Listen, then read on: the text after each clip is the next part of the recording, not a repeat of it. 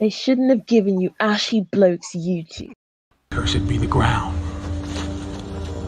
for our sake. Both thorns and thistles it shall bring forth for us. For out of the ground we were taken, for the dust we are. And to the dust we shall return.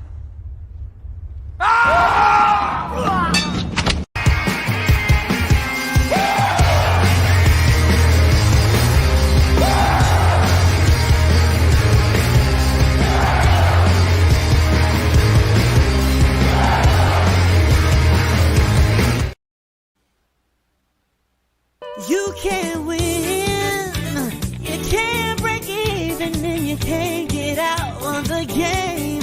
People keep saying things are gonna change, but they look just like they stay the same. You get in way over your head, and you only got yourself to blame. You can't win, child, can't break even, can't get out of the game. Yeah. I'm done with life, and it's all Jermaine's fault.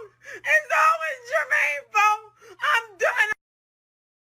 All right, my Dusty Kings. Okay, here is promised to review some of the repeat debate. It's actually an hour and a half. I probably won't have that much time to actually go through it.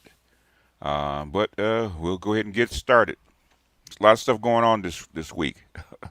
Probably too much going on this week. I probably could cover, like do like 24 hours on the shit that's going on right now. But we'll go ahead and get going. Navone is number one. What's going on? Traveling black American man. I said Tim Walsh got destroyed.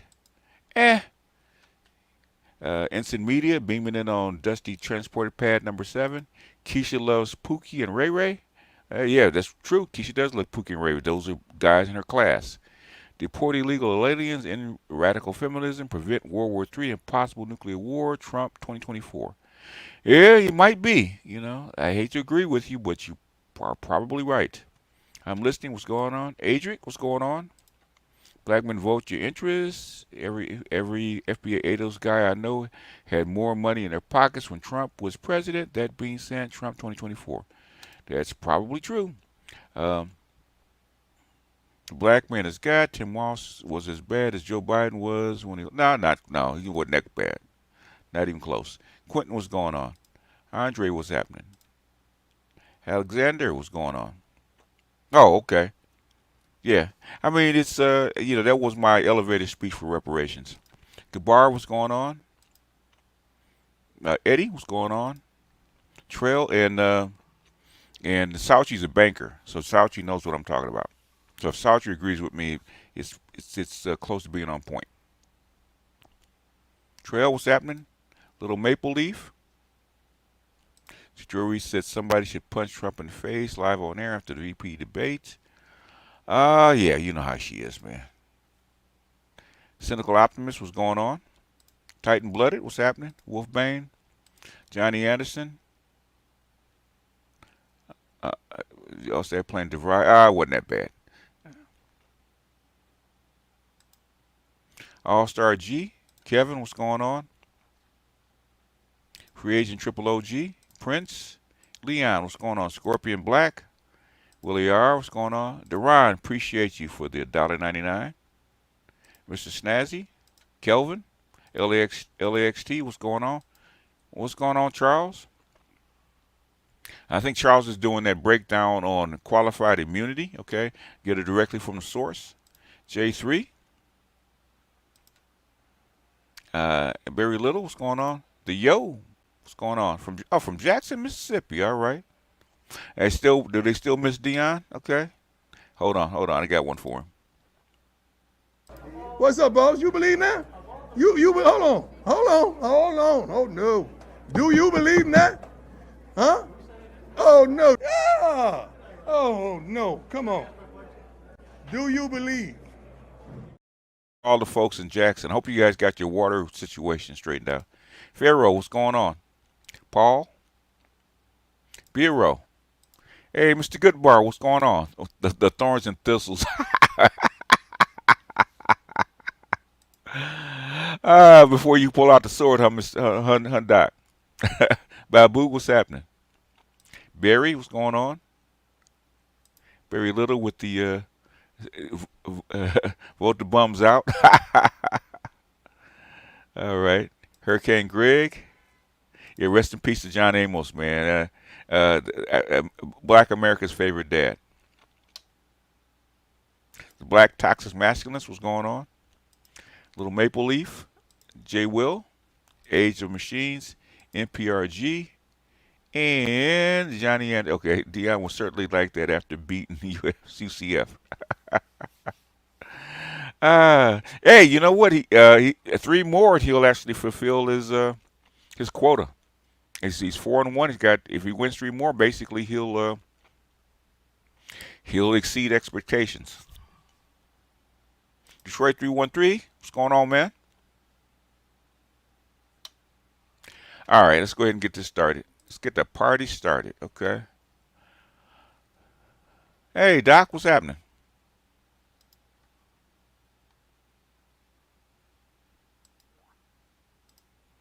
We drop this. I might drop the link, and you guys can come up and you guys can go ahead and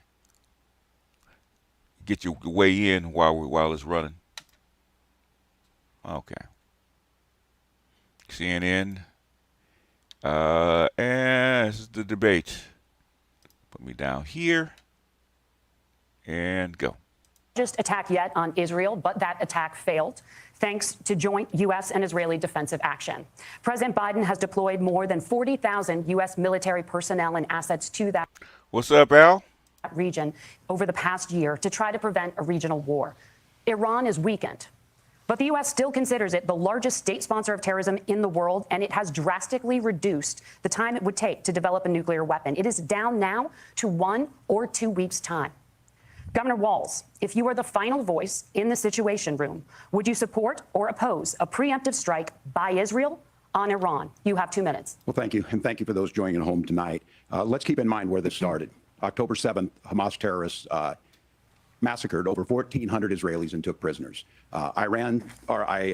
Israel's ability to be able to defend itself is absolutely fundamental. Getting its hostages back, fundamental, and ending the humanitarian crisis in Gaza. But the expansion of Israel and its proxies is an absolute fundamental necessity for the United States to have the steady leadership there. You saw it experienced today, where along with our Israeli partners and our coalition, able to stop the incoming attack. But what's fundamental here is that steady leadership is going to matter. It's clear, and the world saw it on that debate stage a few weeks ago, a nearly 80-year-old Donald Trump talking about crowd sizes is not what we need in this moment. But it's not just that. It's those that were closest to Donald Trump that understand how dangerous he is when the world is this dangerous. His chief of staff, John Kelly, said that he was the most. That's a pretty tough question to start off with, So evidently they have an agenda, because talked about throwing something critical in that's just breaking right at the beginning of a debate is probably unfair. Yeah, but you can't say that in here, Andre. Okay, I know what you feel. Don't let the good shit, man, fuck up your mind so you can fuck up my chat, okay? Because I don't want to put you on timeout. So let that be that. Most flawed human being you'd ever met, and both of his secretaries of defense and his national security advisors said he should be nowhere near the White House. Now, the person closest to them, Donald Trump, said he's unfit for the highest office. That was Senator Vance. What we've seen out of Vice President Harris is we've seen steady leadership. We've seen a calmness that is able to draw on the coalitions to bring them together, understanding that our allies matter. When our allies see Donald Trump turn towards Vladimir Putin, turn towards North Korea, when we start to see that type of fickleness around holding the coalitions together, we will stay committed. And as the vice president said today we will protect our forces and our allied forces. It's real easy, Nagus. You got an hour and a fucking half. You don't start off with the toughest question of the moment right off the bat. It's easy, okay? At least let them get warmed up. It's like starting off the game with a fucking full-court press. At least let them get warmed up. It's easy. And there will be consequences. Governor, your time is up. Senator Vance, the same question. Would you support or oppose a preemptive strike by Israel on Iran? You have 2 minutes. So, Margaret, I want to answer the question. First of all, thanks, Governor. Thanks to CBS for hosting the debate. And thanks. Notice he didn't answer the question. I don't think they really wanted him to answer the question. They just wanted to put that out into the press. Okay, a lot of these things that they say are supposed to go viral, and it's supposed to just be a dog whistle to the public. So it's not really even meant to be answered because they didn't press him about answering the question. Most importantly, the American people who are watching this evening and caring enough about this country to pay attention to this vice presidential debate. I want to answer the question, but I want to actually give an introduction to myself a little bit because I recognize a lot of Americans don't know who either one of us are. I was raised in a working class family. My mother required food assistance for periods of her life. My grandmother required Social Security help to raise me, and she raised me in part because my own mother struggled with addiction for a big chunk of my early life. I went to college on the GI Bill after I enlisted in the Marine Corps and served in Iraq. And so I stand here asking to be your vice president with extraordinary gratitude for this country, for the American dream that made it possible for me to live my dreams. And most importantly, I know that a lot of you are worried about the chaos in the world and the feeling that the American dream is unattainable. I want to try to convince you tonight over the next 90 minutes that if we get better leadership in the White House, if we get Donald Trump back in the White House, the American dream is going to be attainable once again. Now, to answer this particular question, we have to remember that as much as Governor Walz just accused Donald Trump of being an agent of chaos, Donald Trump actually delivered stability in the world, and he did it by establishing effective deterrence. People were afraid of stepping out of line. Iran, which launched this attack, has received over $100 billion in unfrozen assets thanks to the Kamala Harris administration. What do they use that money for? They use Doesn't Walz seem really nervous? it to buy weapons that they're now launching against our allies, and God forbid, potentially launching against the United States as well. Donald Trump recognized that for people to fear the United States, you needed peace through strength. They needed to recognize that if they got out of line, the United States global leadership would put stability and peace back in the world. Now, you asked about Okay, I misread it. Apologize. I apologize. Preemptive strike, Margaret, and I want to answer the question. Look, it is up to Israel what they think they need to do to keep their country safe, and we should support our allies wherever they are when they're fighting the bad guys. I think that's the right approach to take with the Israel question. Thank you, Senator. Governor Walz. So the answer is no on both sides. No, they wouldn't authorize a preemptive strike. Okay, that is a loaded question. You wouldn't even ask the President of the United States that. Okay. Even during the briefing, okay? And even that, they would dodge the question, okay? Because that is the act of nuclear war. Do you care to respond to any of the allegations? Well, look, Donald Trump was in office. We'll sometimes hear a revisionist history, but when Donald Trump was in office, it was Donald Trump who we had a coalition of nations that had boxed Iran's nuclear program in, the inability to advance it. Donald Trump pulled that program and put nothing else in its place. So Iran is closer to a nuclear weapon than they were before because of Donald Trump's fickle leadership. And when Iran shot down an American aircraft in international airspace, Donald Trump tweeted, because that's the standard diplomacy of Donald Trump. And when Iranian missiles did fall near U.S. troops and they received traumatic brain injuries, Donald Trump wrote it off as headaches. Look, our allies understand that Donald Trump... That drone was not in international airspace. It was in Iranian airspace when he shot it down, okay? And they knew it. Okay, and that's a lie. Is fickle. He will go to whoever has the most flattery or where it makes sense to him. Steady leadership like you witnessed today, like you witnessed in April. Both Iranian attacks were repelled. Our coalition is strong, and we need the steady leadership that Kamala Harris is providing. Senator Vance, the U.S. did have a diplomatic deal with Iran to temporarily pause parts of its nuclear program, and President Trump did exit that deal. He recently said, just 5 days ago, the U.S. must now make a diplomatic deal with Iran because the consequences are impossible. Did he make a mistake? You have 1 minute. He did exit that deal, and they do believe he made a mistake, okay?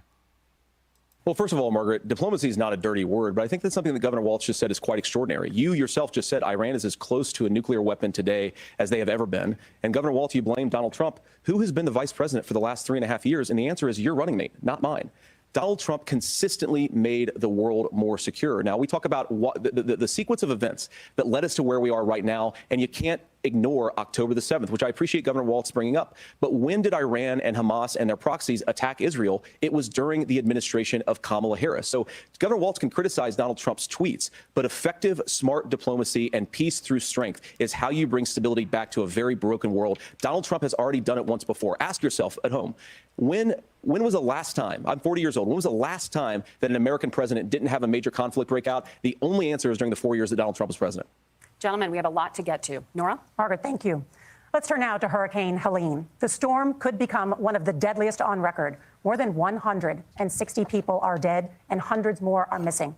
Scientists say climate change makes these hurricanes larger, stronger, and more deadly because of the historic rainfall. Senator Vance, according to CBS News polling, 7 in 10 Americans and more than 60% of Republicans under the age of 45 favor the U.S. taking steps to try and reduce climate change. Senator, what responsibility would the Trump administration have to try and reduce the impact of climate change? I'll give you 2 minutes. Sure. So first of all, let's start with the hurricane, because it's an unbelievable, unspeakable human tragedy. I just saw today actually a photograph of 2 grandparents on a roof with a 6-year-old child, and it was the last photograph ever taken of them because the roof collapsed and those innocent people lost their lives. And I'm sure Governor Walz joins me in saying our hearts go out to those innocent people, our prayers go out to them, and we want as robust and aggressive as a federal response as we can get to save as many lives as possible, and then of course afterwards to help the people in those communities rebuild. I mean, these are communities that I love. Some of them I know very personally in Appalachia, all across the Southeast. They need their government to do their job. And I commit that when Donald Trump is president again, the government will put the citizens of this country first when they suffer from a disaster. Now, Nora, you asked about climate change. I think this is a very important issue. Look, a lot of people are justifiably worried about all these crazy weather patterns. I think it's important for us, first of all, to say Donald Trump and I support clean air, clean water. We want the environment to be cleaner and safer. But one of the things that I've noticed some of our Democratic friends talking a lot about is a concern about carbon emissions, this idea that carbon emissions drives all of the climate change. Well, let's just say that's true, just for the sake of argument, so we're not arguing about weird science. Let's just say that's true. Well, if you believe that, what would you want to do? The answer— You guys want to hear it take longer. You guys want to hear them at the normal cadence because I got to speed it up a bit. Answer is that you'd want to reshore as much American manufacturing as possible, and you'd want to produce as much energy as possible in the United States.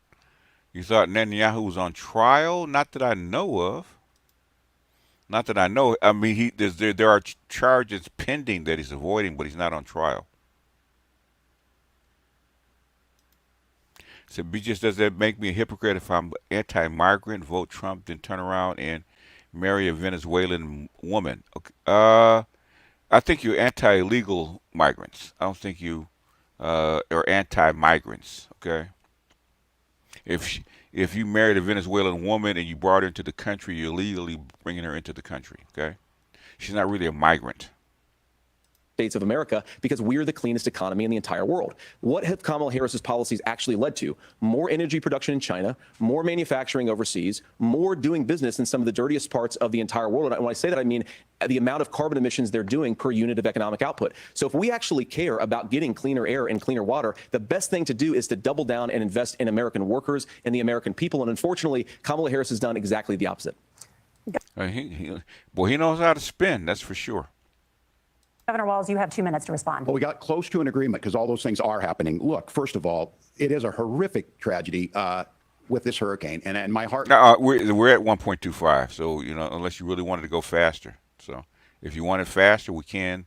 But I think 1.25 is comfortable where they actually sound normal. Goes out to the folks that are down there in contact with the governors. I serve as co-chair of the Council of Governors as we work together on these emergency managements. Governors know no partisanship. They work together. So all of the governors and the emergency responders are on the ground. Those happen on the front end. The federal government comes in, make sure they're there so that we recover. But we're still in that phase where we need to make sure that they're staying there, staying focused. Now, look, coming back to the climate change issue, there's no doubt this thing roared onto the scene faster and stronger than anything we've seen. Senator Vance has said that there's a climate problem in the past. Donald Trump called it a hoax and then joked that these things would make more beachfront property to be able to invest in. What we've seen out of the Harris administration now, the Biden-Harris administration, is we've seen this investment. We've seen massive investments, the biggest in global history. I wouldn't. I mean, we could, but things I have no idea why FEMA doesn't have enough money. I mean, you were broke, so I don't know. I mean, you basically it's real simple. You know where the money went. Okay, you sent $200 billion to the Ukraine, so you know where the FEMA money went. History that we've seen in the Inflation Reduction Act has created jobs all across the country. 2,000 in Jeffersonville, Ohio, taking the EV technology that we invented and making it here. 200,000 jobs across the country. But it's not in reducing inflation, though. The largest solar manufacturing plant in North America sits in Minnesota. But my farmers know climate change is real. They've seen 500-year droughts, 500-year floods back to back. But what they're doing is adapting, and this has allowed them to tell me, look, I harvest corn, I harvest soybeans, and I harvest wind. We are producing more natural gas and more oil at any time than we ever have. We're also producing more clean energy. So the solution for us is to continue to move forward, that climate change is real. Reducing our impact is absolutely critical, but this is not a false choice. You can do that at the same time you're creating the jobs that we're seeing all across the country. That's exactly what this administration has done. We are seeing us becoming an energy superpower for the future, not just the current. And that's what absolutely makes sense. And then we start thinking about how do we mitigate these disasters. Thank you. Senator, I want to give you an opportunity to respond there. The governor mentioned that President Trump has called climate change a hoax. Do you agree? Well, look, what the president has said is that if the Democrats, in particular Kamala Harris and her leadership, if they really believe that climate change is serious, what they would be doing is more manufacturing and more energy production in the United States of America, and that's not what they're doing. So clearly, Kamala Harris herself doesn't believe her own rhetoric on this. If she did, she would actually agree with Donald Trump's energy policies. Now, something Governor Walz said I think is important to touch upon, because when we talk about clean energy, I think that's a slogan that often the Democrats will use here. I'm talking, of course, about the Democratic leadership. And the real issue is that if you're spending hundreds of millions or even billions of dollars of American taxpayer money on solar panels that are made in China, number one, you're going to make the economy dirtier. We should be making more of those solar panels here in the United States of America. Some of them are, Tim, but a lot of them are being made overseas in China, especially the components that go into those solar panels. So if you really want to make the environment cleaner, you've got to invest in more energy production. We haven't built a nuclear facility, I think, one in the past 40 years. Senator. Natural gas, we got to invest more in it. Kamala Harris has done the opposite. That's raised energy prices and also meant that we're doing Senator, worse by the climate. your time is up. Governor, would you like to respond? Well, look, we're producing more natural gas than we ever have. There's no moratorium on that. We're producing more oil. But the folks know, and like I said again, these are not liberal folks. These are not folks that are Green New Deal folks. These are farmers. Look at J.D. Vance smile, okay? In other words, got him. Look at him next time he looks up. That have been drought one year, massive flooding the next year. They understand that it makes sense. Look, our number one export cannot be topsoil from a You got that look like got him. From these massive storms. We saw it in Minnesota this summer. And thinking about how do we respond to that, we're thinking ahead on this. And what Kamala Harris has been able to do in Minnesota, we're starting to weatherproof some of these things. The infrastructure law that was passed allows us to think about mitigation. Well, then, if you need to hear what my opinion on the strike is, then you need to go to my Patreon, because that's where I did it. I did the 3 hours last night. If you want to hear it, did 3 hours on that shit last night. So that's where it is. It's not going to be in public. That's why I did it last night on Patreon. So that's where it is. In the future, how do we make sure that we're protecting by burying our power lines? How do we make sure that we're protecting lakefronts and things that we're seeing more and more of? But to call it a hoax and to take the oil company executives to Mar-a-Lago, say, give me money for my campaign and I'll let you do whatever you want. We can be smarter about that. And an all above energy policy is exactly what she's doing, creating those jobs right here. Governor, your time is up. The overwhelming consensus among scientists is that the Earth's climate is warming at an unprecedented rate. Margaret. Thank you, Nora. We're going to turn now to immigration. The crisis at the U.S.-Mexico border consistently ranks as one of the top issues for American voters. Senator Vance, your campaign is pledging to carry out the largest mass deportation plan in American history and to use the U.S. military to do so. Could you be more specific about exactly how this will work?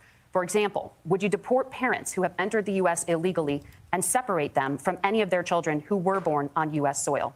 You have 2 minutes. So first of all, Margaret, before we talk about deportations, we have to stop the bleeding. We have a historic immigration crisis because Kamala Harris started and said that she wanted to undo all of Donald Trump's border policies. 94 executive orders suspending deportations, decriminalizing illegal aliens, massively increasing the asylum fraud that exists in our system. That has opened the floodgates. And what it's meant is that a lot of fentanyl is coming into our country. I had a mother who struggled with opioid addiction and has gotten clean. I don't want people who are struggling with addiction to be deprived of their second chance because Kamala Harris let in fentanyl into our communities at record levels. So you've got to stop the bleeding. Yeah, the thing is, they're injecting a lot of their talking points into the debate. Okay.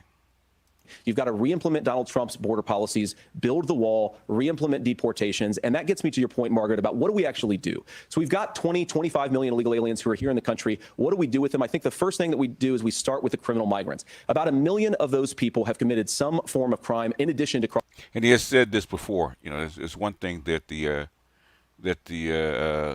that Fault Lines said, and Jamal Thomas and Malika said, I think a couple of days ago, is that the fact that he's done so many interviews, okay, that all these questions have come up So he already knows what he's going to say even before they ask the question, right? And they said that the problem with Waltz, Waltz has been kept in bubble wrap, and so he hasn't gone through the interviews. He hasn't been asked the tough questions before, so now he has to do it on the fly. Whereas Vance already knows he's been asked these questions like 100 different ways. Okay, so he probably knows the answer or a similar answer to whatever they're going to ask.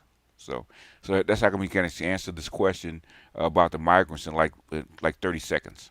Crossing the border illegally. I think you start with deportations on those folks. And then I think you make it harder for illegal aliens to undercut the wages of American workers. A lot of people will go home if they can't work for less than minimum wage. Yeah, that's true. That's how Obama got rid of most of the migrants. He didn't actually go find them and round them up and deport them. All he did was cut their wages. And so they didn't want to stay here and starve, so they went home. Own country. And by the way, that'll be really good for our workers who just want to earn a fair wage for doing a good day's work. And the final point, Margaret, is you asked about family separation. Right now in this country, Margaret, we have 320,000 children that the Department of Homeland Security has effectively lost. Some of them have been sex trafficked. Some of them hopefully are at homes with their families. Some of them have been used as drug trafficking mules. The real family separation policy in this country is unfortunately Kamala Harris's wide open southern border. And I'd ask my fellow Americans to remember when she came into office, she said she was going to do this. Real leadership. Trump got caught with the kids on the border, because this goes all the way back to 2006 under the Bush Jr. Administration and the UN policy of the unaccompanied children. Okay, and it's continued even through Trump. But Trump got caught with it, right? He got caught with the kids inside the camp. So what did he do? He pushed them back across the border with their parents. So he fixed that problem real quick. So he's saying, you know what? I screwed up. We're going to go back to Donald Trump's border policies. I wish that she would do that. It would be good for all of us. Governor, do you care to respond to any of the specific allegations, including that the vice president is, quote, letting in fentanyl and using kids as drug mules, among other things regarding children? The drug mule is not true, but I will say about the fentanyl. What? This is a crisis of this. The drug mule is not true? That's bullshit. You know that's true, okay? Of course. Come on, man. You know that's true. The drug mule is not true. That's bullshit. They do. Opioid crisis. And the good news on this is the last 12 months saw the largest decrease in opioid deaths in our nation's history. 30% decrease in Ohio. But there's still more work to do. But let's go back to this on immigration. Kamala Harris was the Attorney General of the largest state and a border state in California. She's the only person in this race who prosecuted transnational gangs for human trafficking and drug interventions. But look, we all want to solve this. Most of us want to solve this. And that is the United States Congress. That's the actually, they did say that, and I agree with that, Gundam. This was a better, more informative debate with these two than it was with Trump and Kamala Harris. Okay, it was. It actually was. So, but it is what it is. We got what we got. The Border Patrol agents. That's the Chamber of Commerce. That's most Americans out here. That's why we had the fairest and the toughest bill on immigration that this nation's seen. It was crafted by a conservative senator from Oklahoma, James Lankford. I know him. He's super conservative, but he's a man of principle, wants to get it done. Democrats and Republicans worked on this piece of legislation. The Border Patrol said, this is what we need in here. These are the experts. And the Chamber of Commerce and the Wall Street Journal said, pass this thing. Kamala Harris helped get there. 1,500 new border agents. Detection for drugs. Now that's why twice I played that guy talking about the ex immigration lawyer talking about, judge talking about the bill that they're referencing, right? The thing is, they stopped saying that Donald Trump killed it. Okay, they stopped saying it because enough of this stuff wound out that said that wasn't true. Okay, but the thing is that bill was DOA, even by Democrats. DOJ money to speed up these the adjudications on this, just what America wants. But as soon as I was getting ready to pass and actually tackle this, Donald Trump said no. Told them to vote against it because it gives him a campaign issue. Oh, okay. And he did say it. Okay, but Donald Trump didn't say no. It gives him what would Donald Trump talk about if we actually did some of these things? And they need to be done by the legislature. You can't just do this through the executive branch. So look, we have the options to do this. Donald Trump had 4 years. He had 4 years to do this. And he promised you, America, how easy it would be. I'll build you a big, beautiful wall, and Mexico will pay for it. Less than 2% of that wall got built, and Mexico didn't pay a dime. But here we are again, 9 years after he came down that escalator, dehumanizing people and telling them what he was going to do. As far as the deportation plan, at one point, Senator Vance said it was so unworkable to be laughable. So that's where we're at. Pass the bill, she'll sign it. Governor, your time is up.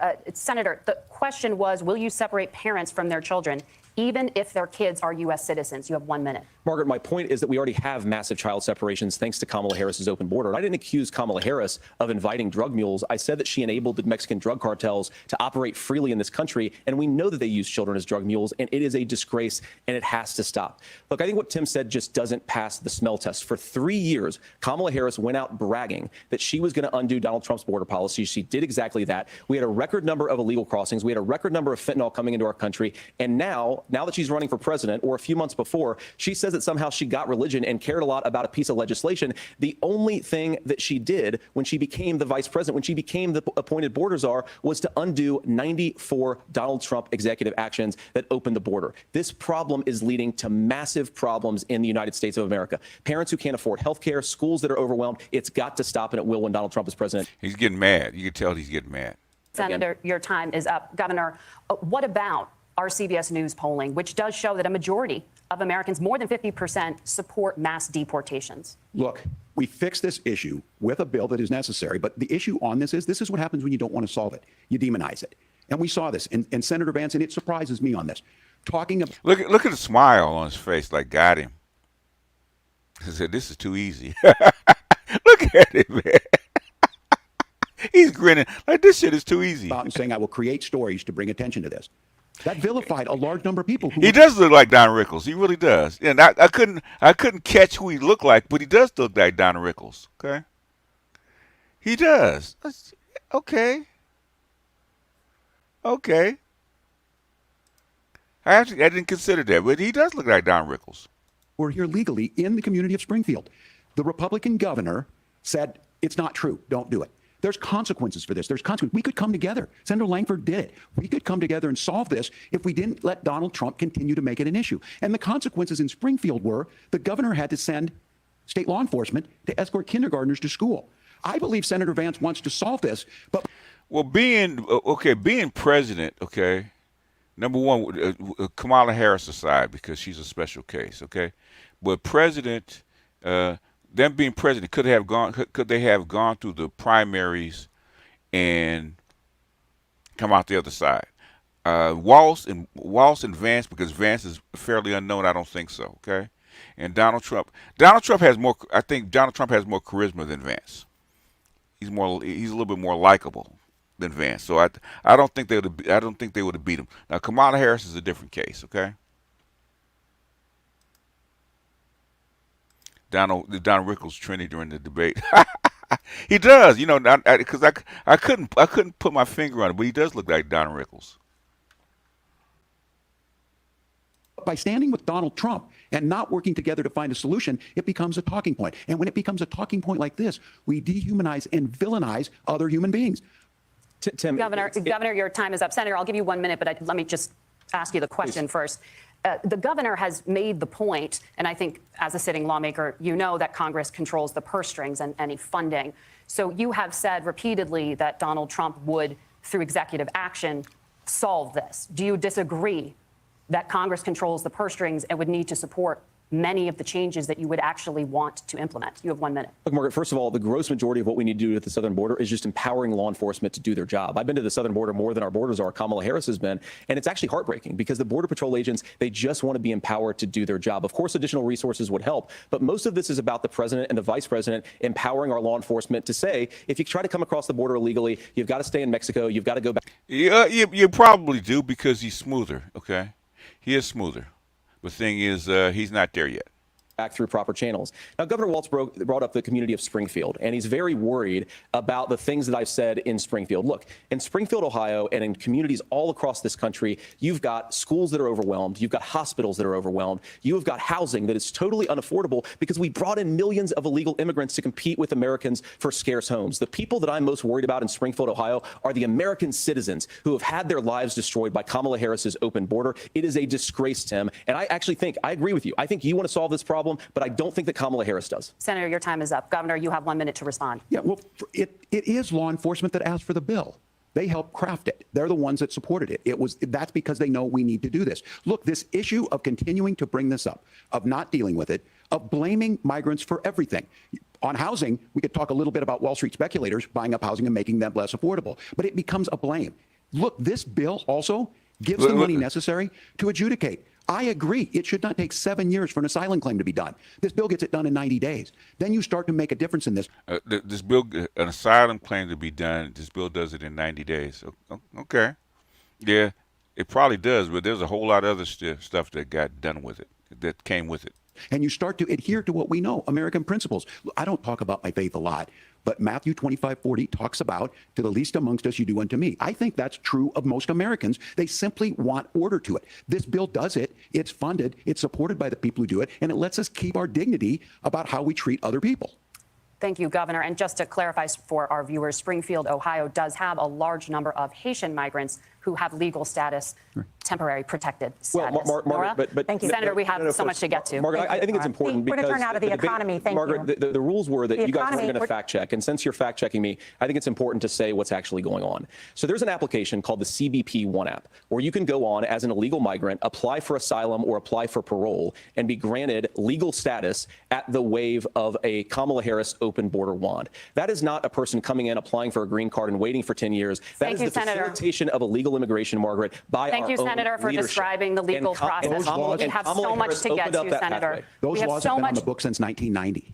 But they cut his mic, then cut the other guy's mic. Thank you, gentlemen. The CBP One app has not been on the books since 1990. It's something that Kamala Harris created, Margaret. Gentlemen, the audience can't hear you because your mics are cut. Yeah, you weren't supposed to do that. Look at him. Yeah, you're getting out of hand. We have so much we want to get to. Thank you for explaining the legal process. Now, notice how much time they actually took with Kamala Harris and Trump during the debate, right? And they're rushing these guys along. Nora. Thank you, Margaret. The economy is a top concern for voters. Each of your campaigns has released an economic plan, so let's talk about the specifics.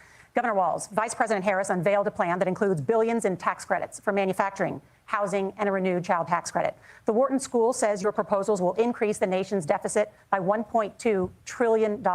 How would you pay for that without ballooning the deficit? Governor, I'll give you 2 minutes. Yeah, thank you. And Kamala Harris and I do believe in the middle class because that's where we come from. We both grew up in that. We understand. So those of you out there listening tonight, you're hearing a lot of stuff back and forth, and it's good. It's healthy. That's what this is supposed to happen. You should be listening. How's this going to impact me? The bold forward plan that Kamala Harris put out there is talking about this housing issue.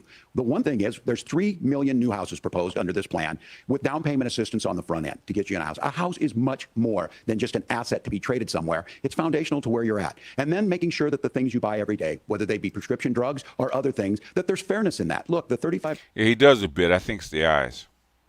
insulin is a good thing, but it costs $5 to make insulin. They were charging $800 before this law went into effect. As far as the housing goes, I've seen it in Minnesota, 12% more houses in Minneapolis, prices went down on rent 4%. It's working. And then making sure tax cuts go to the middle class. $6,000 child tax credit, we have one in Minnesota, reduces childhood poverty by 1/3. We save money in the long run, and we do the right thing for families. And then getting businesses off the ground. The law as it stands right now is $5,000 tax credit for small business, increasing that to $50,000. Now, this is a philosophical difference between us. Donald Trump made a promise, and I'll give you this. He kept it. He took folks to Mar-a-Lago, said, you're rich as hell, I'm going to give you a tax cut. He gave the tax cuts that predominantly went to the top pass. What happened there was an $8 trillion increase in the national debt, the largest ever. Now he's proposing a 20% consumption or sales tax on everything we bring in. Everyone agrees, including business. The tariffs has been debated, man, since like 1790. Okay, about tariffs versus open free trade, stuff like that. So this is not new. And protective tariffs is what allowed the United States to grow as a manufacturing base. Was the moral tariffs that came in just before Lincoln in 1857. So this is a big thing. Big deal, but tariffs also set off wars. Businesses, it would be destabilizing it. It would increase inflation and potentially lead to a recession. Look, this is simple for you. Where are we going? Kamala Harris has said to do the things she wants to do. We'll just ask the wealthiest to pay their fair share. When you do that, our system works best. More people are participating in it, and folks have the things that they need. Senator, I want to give you a moment to respond on that. But similarly, the Wharton School has done an analysis of the Trump plan and says it would increase the nation's deficit by $5.8 trillion. My question is the same for you. How do you pay for all that without ballooning the deficit? I'll give you 2 minutes. Well, first of all, you're going to hear a lot from Tim Walz this evening, and you just heard it in the answer. A lot of what Kamala Harris proposes to do, and some of it, I'll be honest with you, it even sounds pretty good. Here's what you won't hear, is that Kamala Harris has already done it. Because she's been the vice president for 3.5 years, she had the opportunity to enact all of these great policies, and what she's actually done instead is drive the cost of food higher by 25%, drive the cost of housing higher by about 60%, open the American southern border, and make middle-class life unaffordable for a large number of Americans. If Kamala Harris has such great plans for how to address middle-class problems, then she ought to do them now. Not when asking for a promotion, but in the job the American people gave her 3.5 years ago. And the fact that she isn't tells you a lot about how much you can trust her actual plans. Now, Donald Trump's economic plan is not just a plan, but it's also a record. A lot of those same economists... Kilos are weights, okay? Kilos of what? Attack Donald Trump's plans, and they have PhDs, but they don't have common sense and they don't have wisdom, because Donald Trump's economic policies delivered the highest take-home pay in a generation in this country, 1.5% inflation, and to boot, peace and security all over the world. So when people say that Donald Trump's economic plan doesn't make sense, I say look at the record. He delivered rising take-home pay for American workers. Now, Tim admirably admits that they want to undo the Trump tax cuts, but if you... Basically, the tariffs are not there to fix...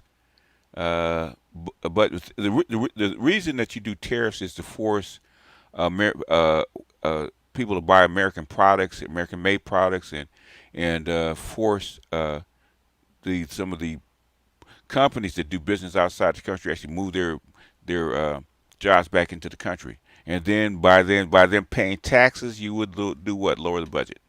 That's what he's talking about. You look at what was so different about Donald Trump's tax cuts, even from previous Republican tax cut plans, is that a lot of those resources went to giving more take-home pay to middle-class and working-class Americans. It was passed in 2017, and you saw an American economic boom unlike we've seen in a generation in this country. That is a record that I'm proud to run on, and we're going to get back to that common sense wisdom so that you can afford to live the American dream again. I know a lot of you are struggling. I know a lot of you are worried about paying the bills. It's going to stop when Donald Trump brings back common sense to this country. Governor, do you want to respond to that? What has Kamala Harris done for the middle class? Yeah, well, Kamala Harris's day one was Donald Trump's failure on COVID that led to the collapse of our economy. We were already before COVID in a manufacturing recession, but 10 million people out of work, largest percentage since the Great Depression. 9 million jobs closed on that. That was day one. Whether it was the Infrastructure Act or other things we moved. Now, you made a question about experts, said this. I've made a note of this. Economists can't be trusted. Science can't be trusted. National security folks can't be trusted. Look, if you're going to be president, you don't have all the answers. Donald Trump believes he does. My pro tip of the day is this. If you need heart surgery, listen to the people at the Mayo Clinic in Rochester, Minnesota, not Donald Trump. And the same thing goes with this. And I ask you out there, teachers, nurses, truck drivers, whatever, how is it fair that you're paying your taxes every year and Donald Trump hasn't paid any federal tax in the last 15 years, in the last year as president? That's what's wrong with the system. There's a way around it, and he's bragged about that. We're just asking for fairness in it, and that's all you want. Can't avoid that one. That's kind of hard to avoid. Let's see how he's going to spend this. You have a minute. Governor, you say trust the experts. But those same experts for 40 years said that if we shipped our manufacturing base off to China, we'd get cheaper goods. They lied about that. They said if we shipped our industrial base off to other countries, to Mexico and elsewhere, it would make the middle class stronger. They were wrong about that. They were wrong about the idea that if we made America less self-reliant, less productive in our own nation, that it would somehow make us better off, and they were wrong about it. And for the first time in a generation, Donald Trump had the wisdom and the courage to say to that bipartisan consensus, we're not doing it anymore. We're bringing American manufacturing back. We're unleashing American energy. We're going to make more of our own stuff. And this isn't just an economic issue. And I've got 3 beautiful little kids at home, 7, 4, and 2. And I love them very much, and I hope they're in bed right now. But look, so many of the drugs, the pharmaceuticals that we put in the bodies of our children are manufactured by nations that hate us. This has to That is true. Stop. And we're not going to stop it by listening to experts. We're going to stop. One thing is very difficult to catch Vance on is facts. He's very well read. And when he says something, it's normally backed up by paperwork. But by listening to common sense wisdom, which is what Donald Trump governed on. Senator, your time is up. Governor Walz, can you address that? I mean, voters say they trust Donald Trump on the economy more. Why? Well, if you're listening tonight and you want billionaires to get tax cuts, CBDC is going to happen anyway, man. It has to happen because everybody else is going digital. Okay, and the biggest proponent for CBDC was actually Biden. So you heard what the numbers were. Look, I'm a union guy on this. I'm not a guy who wanted to ship things overseas, but I understand that, look, we produce soybeans and corn. We need to have fair trading partners. That's something that we believe in. I think the thing that most concerns me on this is Donald Trump was the guy who created the largest trade deficit in America. And you can see his Vance's face. Look at it. Just watch his mouth, right? when he's kind of that little smirk, that means he's got him. When he kind of flat lines, that means okay, Waltz probably made a pretty good point. In history with China. So the rhetoric is good. Much of what the senator said right there, I'm in agreement with him on this. I watched it happen too. I watched it to my communities, and we talked about that. But we had people undercutting the right to collectively bargain. We had right to work states made it more difficult. We had companies that were willing to ship it over, and we saw people profit. Folks that are venture capital in some cases, putting money into companies that were overseas. We're in agreement that we bring those home. The issue is Donald Trump is talking about it. Kamala Harris has a record, 250,000 more manufacturing jobs just out of the IRA. May I respond to that? Yes. So appreciate that. So if you notice, what Governor Waltz just did is he said, first of all, Donald Trump has to listen to the experts. And then when he acknowledged that the experts screwed up, he said, well, Donald Trump didn't do nearly as good of a job as the statistics show that he did. So what Tim Waltz is doing, and I honestly, Tim, I think you got a tough job here because you've got to play whack-a-mole. You've got to pretend that Donald Trump didn't deliver rising take-home pay, which of course he did. You've got to pretend that Donald Trump didn't deliver lower inflation, which look at them death stares. Go get him, Don. Of course he did. And then you simultaneously got to defend Kamala Harris's atrocious economic record, which has made gas, groceries, and housing unaffordable for American citizens. I was raised by a woman who would sometimes go into medical debt so that she could put food on the table in our household. I know what it's like to not be able to afford the things that you need to afford. We can do so much better. To all of you watching, we can get back to an America that's affordable again. We just got to get back to common sense economic principles. I hope we have. Well, hell, I got family members that hate Trump and Vance. My whole family hates Trump and Vance. So, a master sergeant, okay. If you black, everybody got most of their family that love Kamala Harris and hate Trump and Vance. Have a conversation on health care then. Senator, Governor, please. Thank you. Margaret? We have a lot to get to ahead, gentlemen, on many topics. But right now, I want to talk about personal qualifications. The vice president is often the last voice the president hears before making consequential decisions. We want to ask you about your leadership qualities. Governor Walz, you said you were in Hong Kong during the deadly Tiananmen Square protests in the spring of 1989. But Minnesota Public Radio and other media outlets are reporting that you actually didn't travel to Asia until August of that year. Can you explain that discrepancy? Yeah, well, and to the folks out there who didn't get at the top of this, look, I grew up in small rural Nebraska, town of 400, town that you rode your bike with your buddies till the streetlights come on, and I'm proud of that service. I joined the National Guard at I was born by a river in a little tent. 17, worked on family farms, and then I used the GI Bill to become a teacher, passionate about it, a young teacher. My first year out, I got the opportunity in the summer of '89 to travel to China. 35 years ago, be able to do that. I came back home and then started a program to take young people there. We would take basketball teams, we would take baseball teams, we would take dancers, and we would go back and forth to China. The issue for that was to try and learn. Now, look, my community knows who I am. They saw where I was at. Look, I will be the first to tell you, I have poured my heart into my community. I've tried to do the best I can, but I've not been perfect, and I'm a knucklehead at times, but it's always been about that. Those same people elected me to Congress for 12 years. And in Congress, I was one of the most bipartisan people, working on things like farm bills that we got done, working on veterans benefits. And then the people of Minnesota were able to elect me to governor twice. So look, my commitment has been from the beginning to make sure that I'm there for the people, to make sure that I get this right. I will say more than anything, many times I will talk a lot. I will get caught up in the rhetoric. But being there, the impact it made, the difference it made in my life, I learned a lot about China. I hear the critiques of this. I would make the case that Donald Trump should have come on one of those trips with us. I guarantee you he wouldn't be praising Xi Jinping about COVID. And I guarantee you he wouldn't start a trade war that he ends up losing. So this is about trying to understand. Yeah, you're probably going to see Gavin Newsom versus J.D. Vance showdown in 2028. I do believe, because I don't think Nikki Haley or the rest of the Republican candidates have anything for this guy. I really don't. But that's just me. He's gonna get better in 4 years. Understand the world. It's about trying to do the best you can for your community, and then it's putting yourself out there and letting your folks understand what it is. My commitment, whether it be through teaching, which I was good at, or whether it was being a good soldier, or was being a good member of Congress, those are the things that I think are the values that people care about. Governor, just to follow up on that, the question was, can you explain the discrepancy? Just, all I said on this was I got there that summer and misspoke on this. So I will just, that's what I've said. So I was in Hong Kong and China during the democracy protests, went in. And from that, I learned a lot of what needed to be in governance. Thank you, Governor. Senator Vance, in 2016, you called your running mate, Donald Trump, unfit for the nation's highest office, and you said he could be America's Hitler. I know you've been asked many times, and you've said you regret those comments and explained you then voted for Donald Trump in 2020. But the Washington Post reported new messages last week in which you also disparaged Trump's economic record. I don't know. He looks more like Russell Crowe to me for some reason. Okay, with the eyebrows and the way that his eyes are slit, like they look more like Russell Crowe.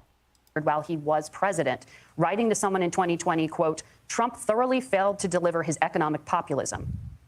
You're now his running mate, and you've shifted many of your policy stances to align with his.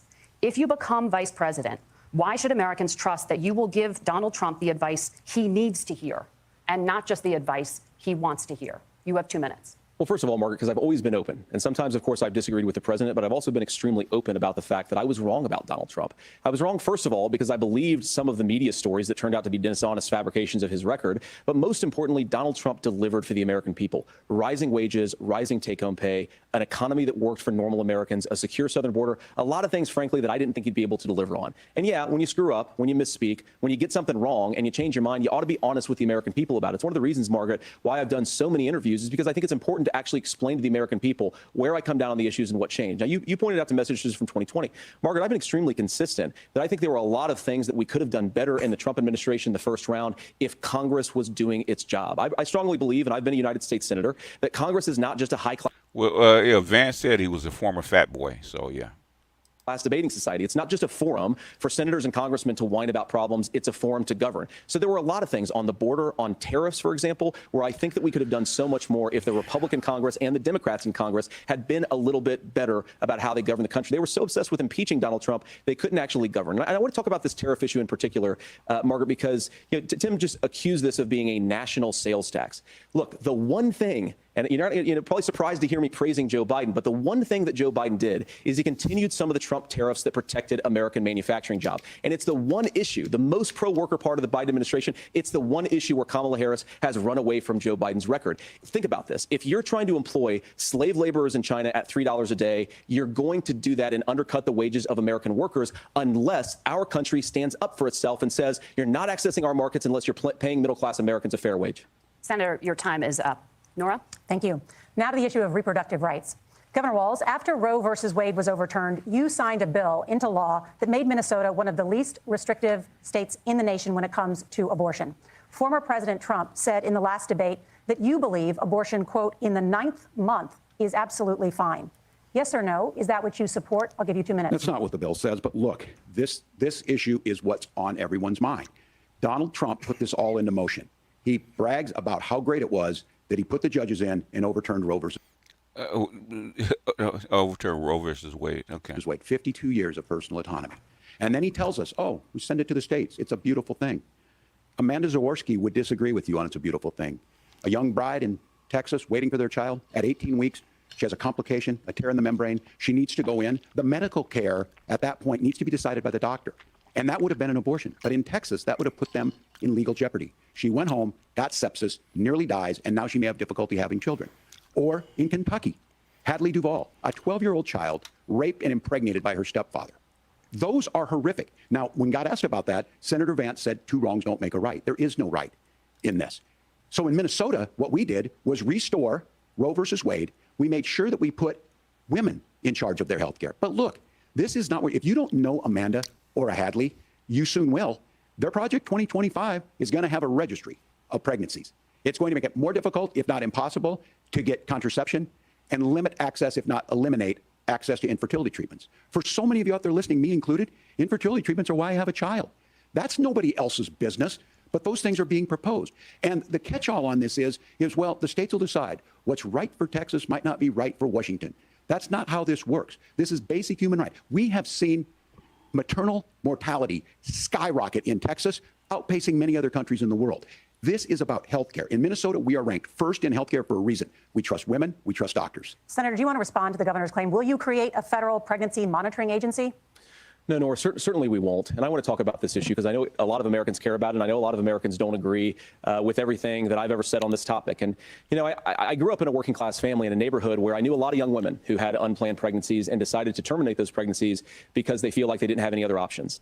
And, you know, one of them is actually very dear to me. And I know she's watching tonight, and I love you. And she told me something a couple years ago that she felt like if she hadn't had that abortion, that it would have destroyed her life because she was in an abusive relationship.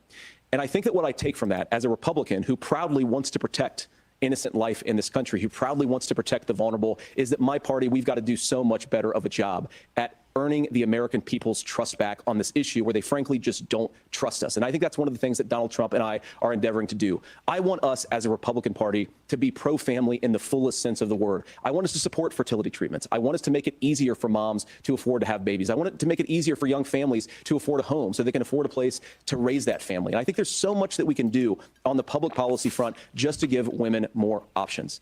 Now, of course, Donald Trump has been very clear that on the abortion policy specifically, that we have a big country and it's diverse. And California has a different viewpoint on this than Georgia. Georgia has a different viewpoint from Arizona. And the proper way to handle this, as messy as democracy sometimes is to let voters make these decisions, let the individual states make their abortion policy. And I would agree.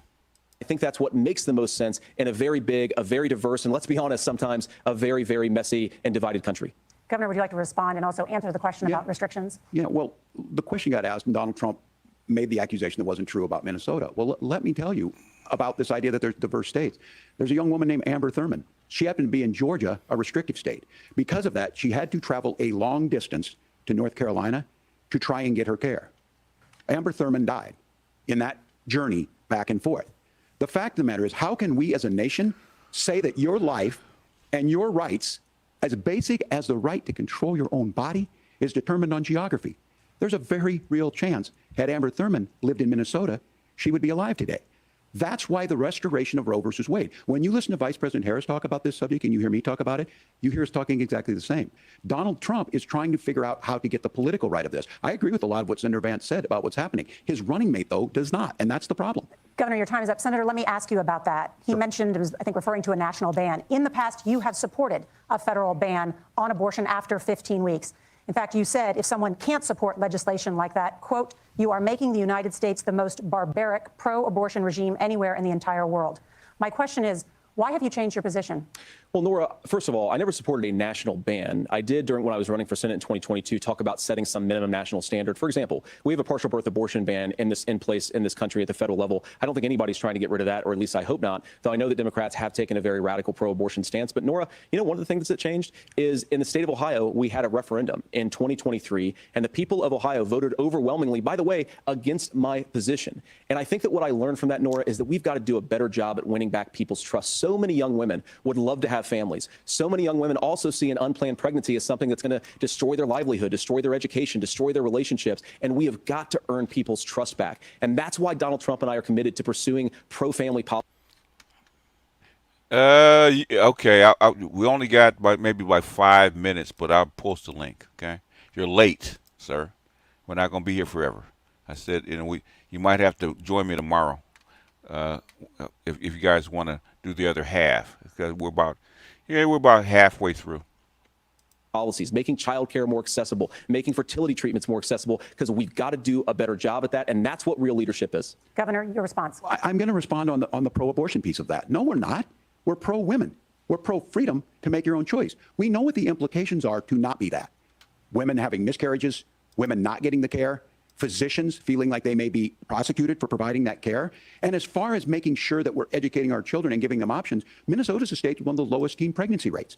We understand that, too. We know that the options need to be available, and we make that true. We also make it, we're a top 3 state for the best place to raise children. But these two things, to try and say that we're pro-children, but we don't like this, or you guys are pro-abortion, that's not the case at all. We are pro-freedoms for women to make their choices. Now, J.D. Vance got pissed. Look at that one, okay? You can actually tell when he thinks he's won and when he's lost by look at his mouth. We're going, and Kamala Harris is making the case, to make options for children more affordable, a $6,000 child tax credit, but we're not going to base that on the backs of making someone like Amber Thurman drive 600 miles to try and get health care. Senator? May I respond to that? First of all, Governor, I agree with you. Amber Thurman should still be alive, and there are a lot of people who should still be alive, and I certainly wish that she was. And maybe you're free to disagree with me on this and explain this to me, but as I read the Minnesota law that you signed into law, the statute that you signed into law, it says that a doctor who presides over an abortion where the baby survives, the doctor is under no obligation to provide life-saving care. Yeah, all are free to speak up because they can hear you. Oh, okay. Yeah. Hey, thank you for letting me join, because there was a couple of things I wanted to throw at you based on this. Okay, I gotta be real quick. Real quick. Okay, I want to just throw a couple of points out there. Number one, when abortion was legal under Roe versus Wade, state by state, nationwide, right? These women, if they got pregnant, let's say by incest or by rape or whatever it was, okay, they're basically trying to say that the women had the ability to quietly and silently get rid of the pregnancy and terminate it. But my question is, why is nobody ever mentioning the fact that the person who actually perpetrated the sexual assault is getting off clean because you've destroyed the evidence? Nobody's mentioning that. The second thing I wanted to say, okay, she got raped or perpetrated. Okay, she's the perpetrator. The perpetrator. She should have reported the perpetrator when she got raped. Okay, but that's my point. They're not going to report it because if it's their uncle, brother, cousin. Well, then if it doesn't get reported, guess what's going to happen? Even if it does not get reported, hold on. Even if it does not get reported, you could call the police, or you could just go into an emergency room. Yeah. They have what is called a safe kit, where they will collect the evidence. They will actually give them medication to make sure they're not infected by any STDs. They will even give them Plan B. Hold on. If the goddamn family, her goddamn family, want to actually cover up for uncle or whatever it is, that's their goddamn business. Okay? No, but so wait. So what you're saying is you're pro-life or you're pro-choice?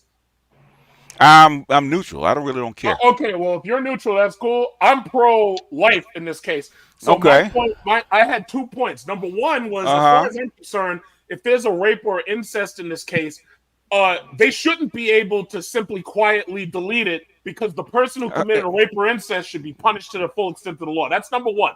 Number two. The thing is, that should be, right? Okay. It should be. But guess what? Without Roe versus Wade, that's what happened. The thing is, what happened before? What happened before Roe versus Wade? What happened before was you quietly got rid of it, and nobody knew anything because you had this confidentiality. Exactly. Okay. And I don't like that. I want these people what goddamn it is called? Where in the world do you get what you like? Here. Because now it's where? on. No. One thing you're gonna do is gonna lower your voice. Okay, don't holler at me. Okay. I'm not hollering at you. Yes, you are. Hold on a second. Does it sound like he's yelling? Yeah, you're yelling, man. I mean, I don't. Oh no. I don't care. Okay.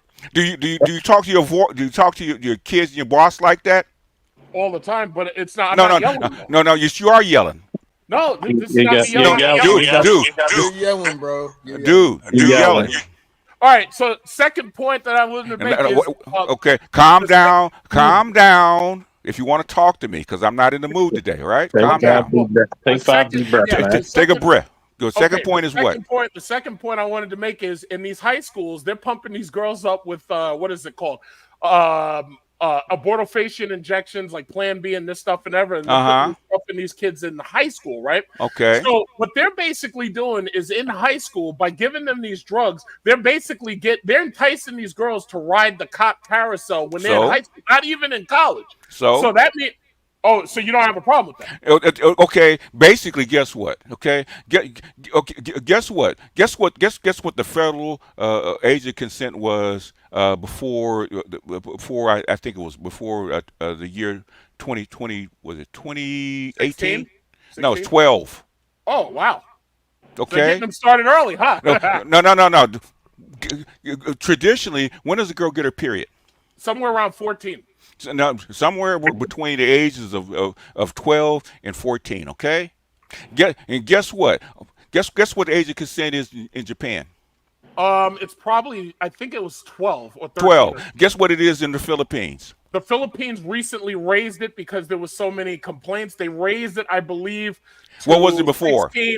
I think it was 12 or 13. And guess what it is? Guess what it is in Great Britain? Guess what it is in Great Britain? It probably is like 14. 13 or 14. 14. Okay. In other words, okay, we raised the age of consent because to allow, because I was actually in Africa, right, when they just changed the age of consent, right, because they wanted the girls to get out of high school. It had nothing to do with anything else, right? Okay. So the mothers, since these children were having sex and having babies in high school, okay, they allowed the girls to actually do what? Have Plan B and have birth control, okay? Yeah, no, I have no problem with them doing it. My thing is, I don't want to pay for it in any possible way.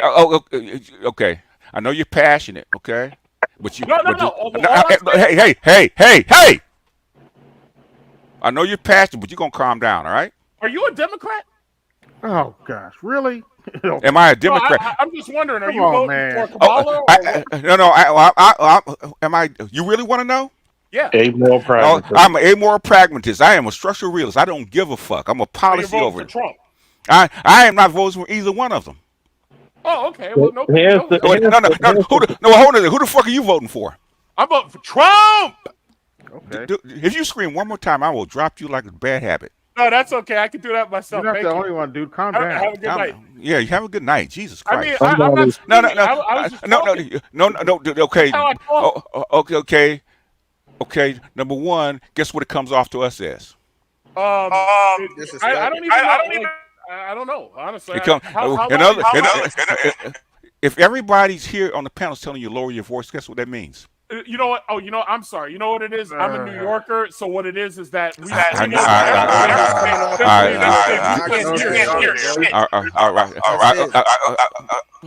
am I getting back, bro? Because around here we have like subway trains and everything. I understand, dude. I understand. Okay, but the thing is, New Yorkers have libraries, don't they? Yeah, but we're loud in that shit too. You should see the library. Bullshit. I swear to God, I can get you. In other words, read the room. Read the room, and you know how to lower your voice, man. Stop. You're grown up. Here's the law for you, right? Mm-hmm. Under Roe v. Wade, there's really no change except actually bringing it down to the state level gives you more rights. Yes. So when you have more rights on it, it's not my fault that women, who are the majority, don't vote on it. They're lazy. Now, if it comes to somebody of sexual assault, which is a crime, yes. Guess what? Do you have a crime if you don't have a suspect or a victim? No. So guess what? If she says she doesn't want to report to the police, what will the police do? Well, no. If she doesn't report it to the police, then the police never. Even if she reports it, guess what? What you just said with the automatic reporting of incest or something like that. Guess what that was under? It was under Roe v. Wade. Hold on. Okay. What? In other words, if a child, say you talking about underage child, right? Underage female, right? Underage, yeah. Is that what you're talking about? Well, whether it's no. If she's above it, she can give consent, right? If she's hold on. So in other words, if she's above 18, right, age of consent, right? Okay, who says he raped her? He does, for one. Huh? No. If she's over 18, right? Who says she that she was raped? Well, under certain circumstances. No. No, it doesn't. Well, what if the person's mentally ill? If she's mentally ill, then that means they can't give consent. Can't consent. Yeah. Exactly. That's what I'm saying. So it doesn't matter your age. So if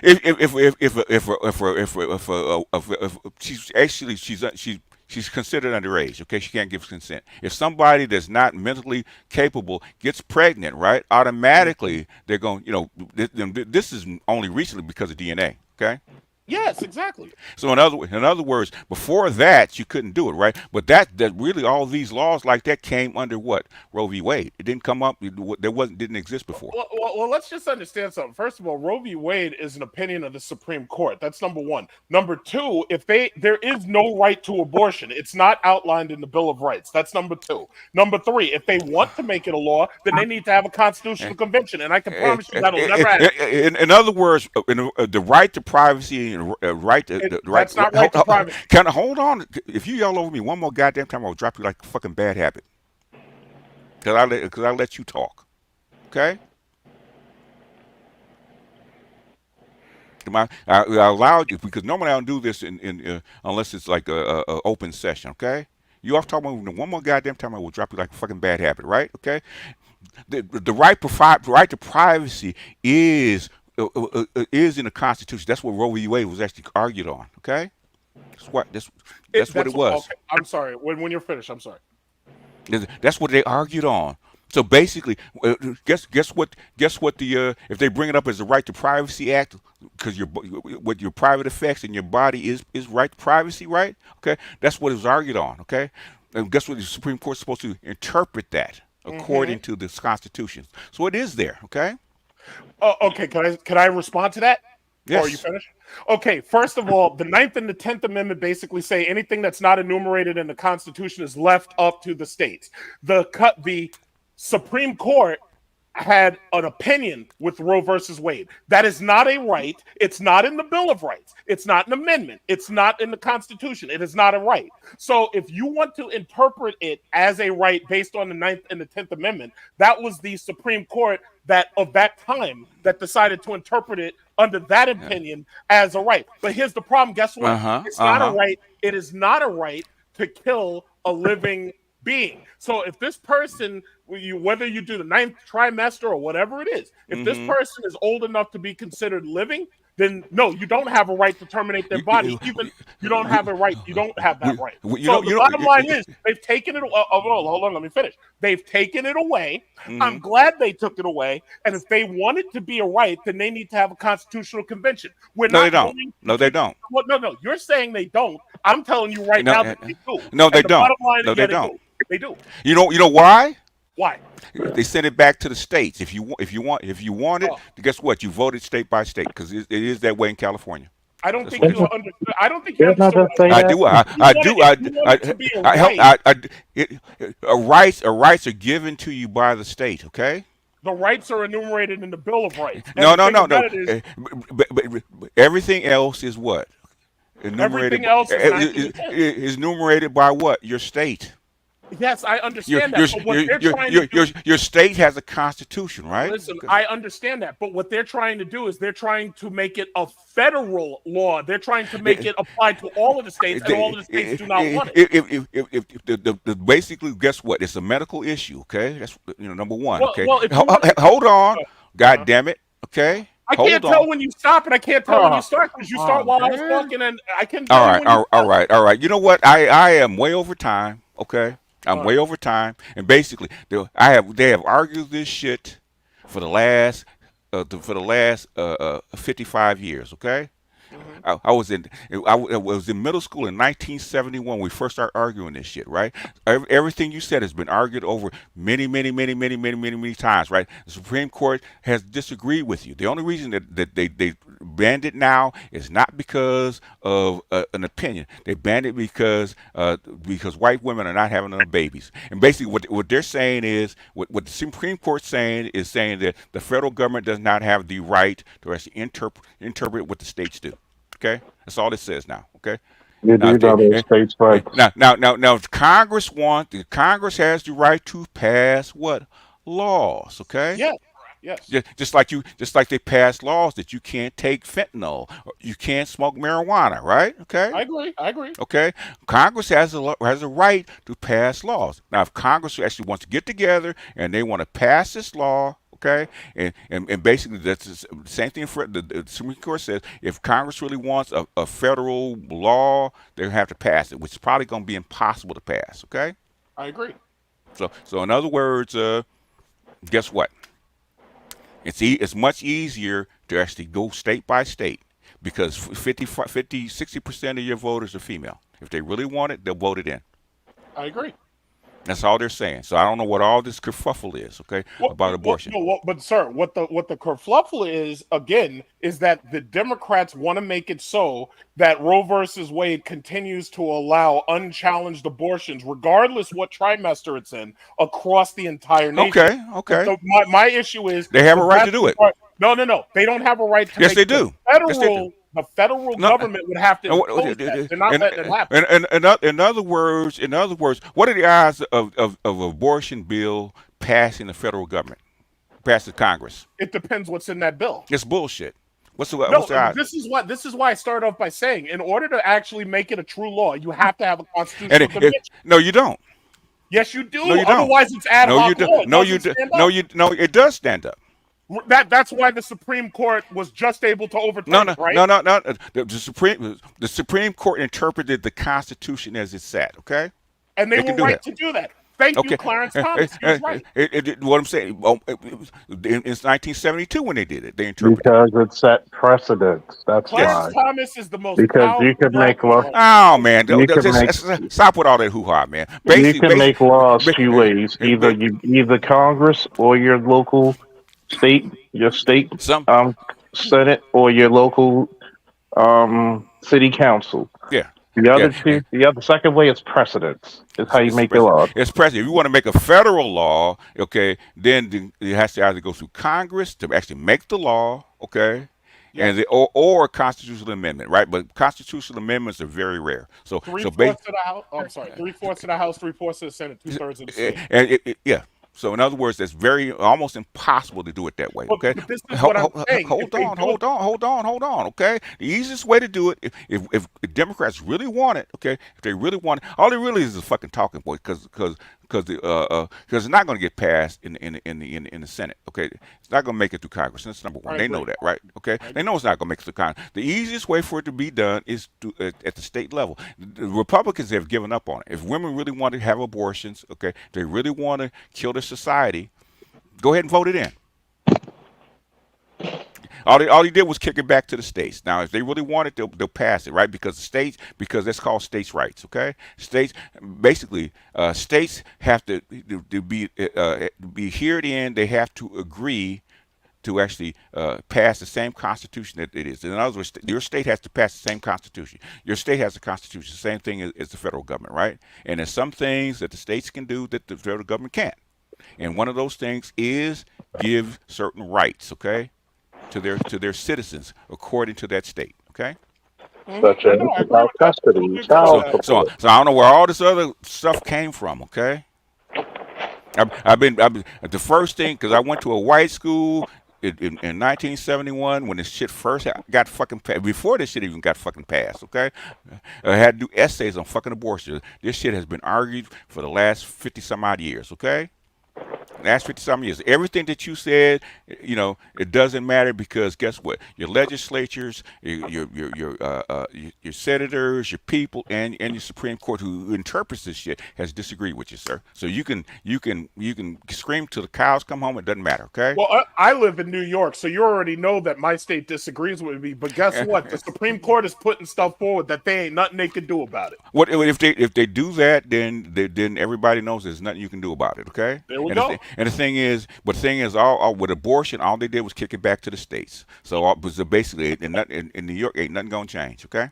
Yeah, personally, I'm okay with that. I'm okay with that. And so that's why the only reason that they bring up abortion is because it's a dog whistle for females to actually vote for Democrats. That's all. I agree. I totally agree. So I don't know what all this hoo-ha is about abortion, all this passion about fucking abortion, right? Either you want to kill your society or you don't. Okay. The only reason that in 2016, because basically, Charles can tell you, we talked about this shit 8 years ago. Okay, when the bills first started coming through the South, in like Alabama and Mississippi and places like that, in Texas, right? Why are they getting ready to do it?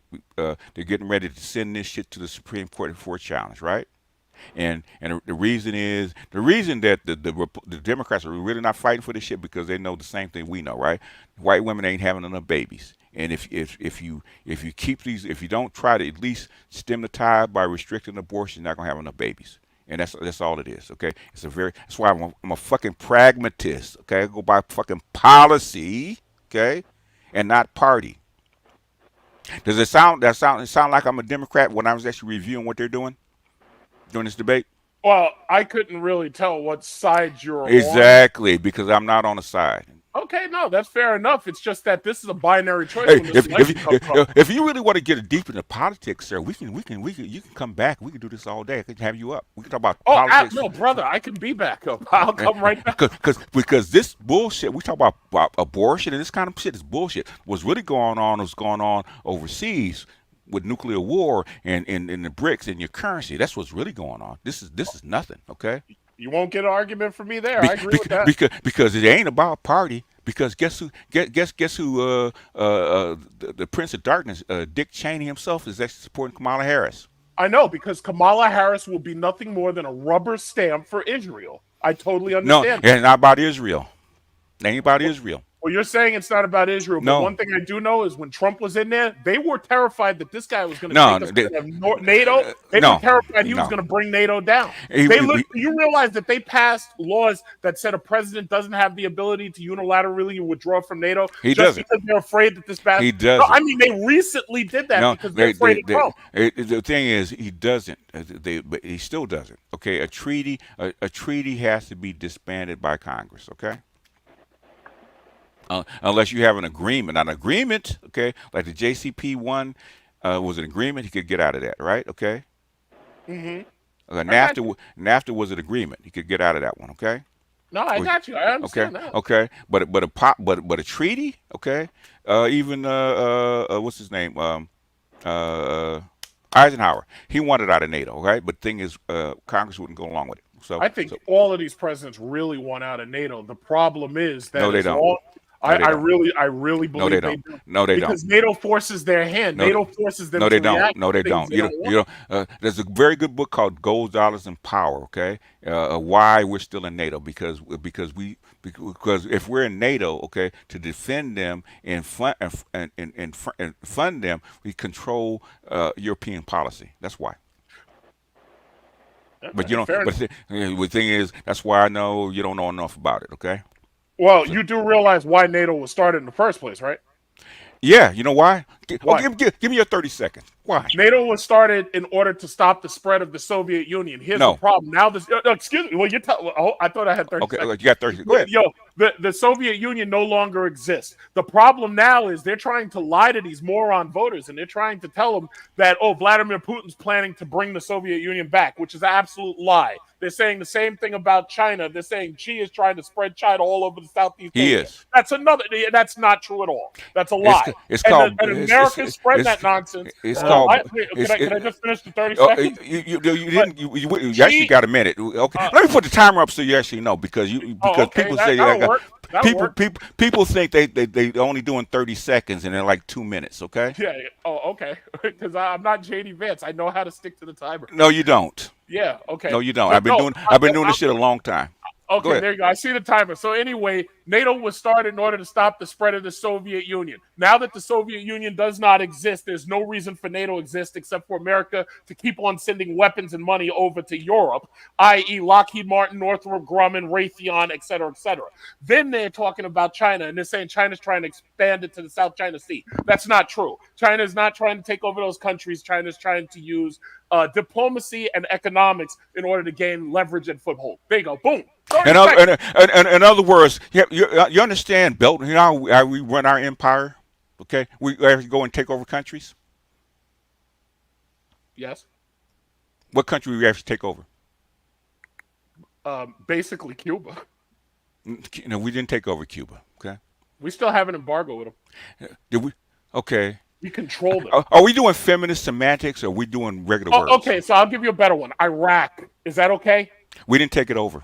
We didn't take it over and take Saddam Hussein out, hang him, and do we decapitate empire decapitates people? Okay, we control Iraq. In other words, it's called you can do it economically, or you can do it militarily. Okay. Mm-hmm. China's doing it how? economically. Economically. You understand what the BRICS are, sir? Yes, Brazil, Russia, India, China. You understand? But by the way, you have Brazil, North Korea becomes the K, and China is the C. No. Yes, North Korea. No. What about Bullshit. North Korea? Bullshit. What about North Korea? Bullshit. But basically, they're trying to reunify Korea and North Korea. That's what they're up to right now. That's not going to happen. America will never let that happen. How can America stop it? America can stop it by continuing to send weapons to South Korea. Have you been to South Korea? If South Korea wants to reunify with North Korea, how are they going to stop it? By continuing to send weapons to South Korea. It doesn't matter. North Korea. It doesn't matter. They're not threatening North Korea. They haven't done that in ages. America is not threatening North Korea right now. No. America didn't threaten North Korea over missile tests within the last year. That never happened. Are you telling me that didn't happen? No. What did they do to them? The last thing that what did they do to them? What did who do to who? What did America do to North Korea? Put more sanctions on them. So how many more sanctions do we do? How much trade do we actually do with North Korea? None. Okay, in the past 30 years, how much trade do we do with North Korea? None. What we do is we squeeze our people who are our allies not to trade with North Korea. Okay, North Korea gets the majority of their trade from China and Russia. But mostly it's China. You can't have a majority from two places. Okay, so in other words, who's the biggest producer on the planet? Wait, when you say biggest producer of what? Anything.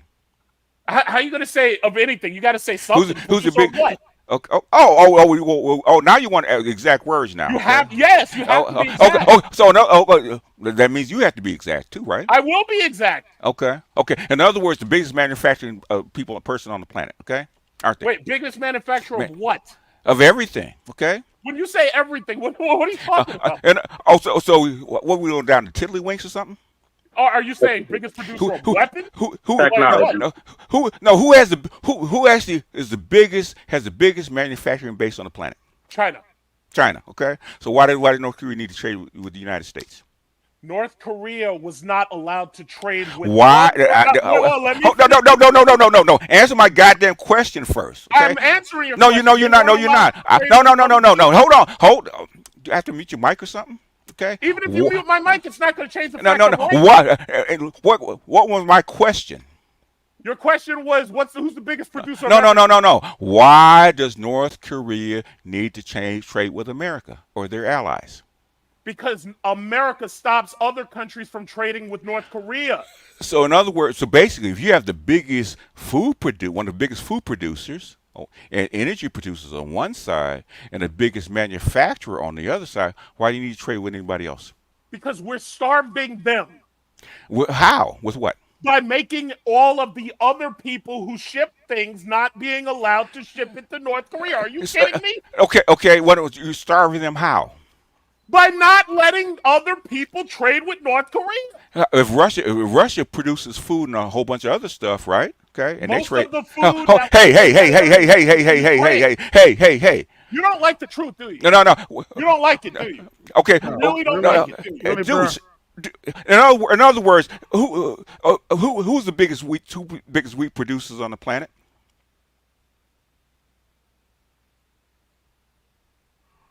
Huh? Oh, he's gone? All right, good. It's called Russia. It's called Russia, okay? Why do you think we have an inflation now?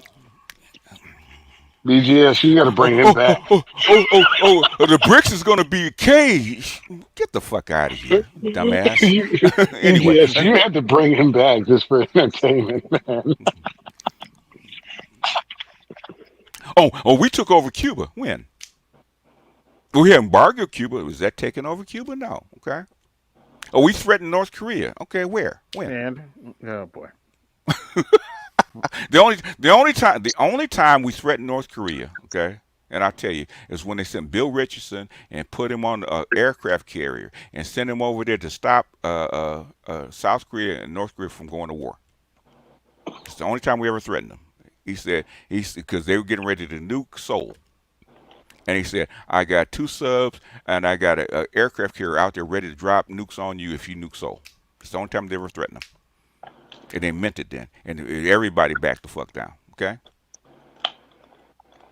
Yeah. Anyway, anyway, real quick, closing thoughts. We got to Yeah. get out of here.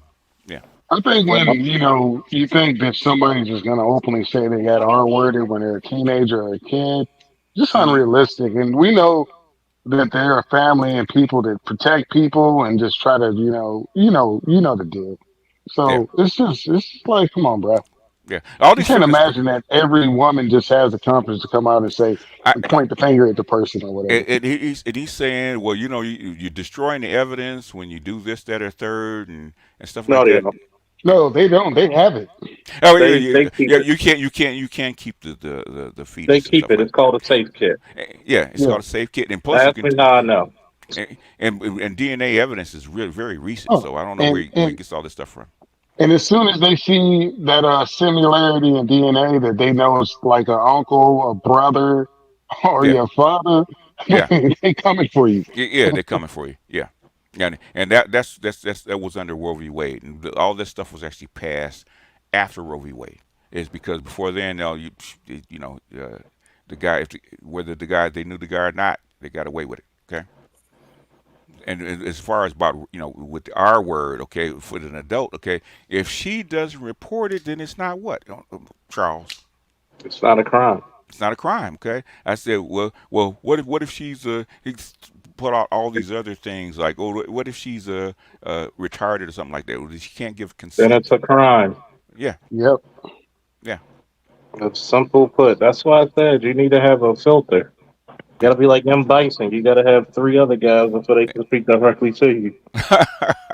Yeah. and and what I'm not screaming, you're screaming at the top of your freaking lungs, okay? He knew he was screaming. And you got to be special to get someone pregnant that has like Down syndrome or a serious disability. Yeah, You deserve to be in what I'm jail. saying, if somebody with Down syndrome have a disability gets pregnant, they automatically check. Okay, Yep. automatically, yeah, Yeah. automatically, yeah, They don't have the they- ability to consent, so it's yeah, automatically going to be a certain yeah. criteria. I mean, And they can check while she's pregnant.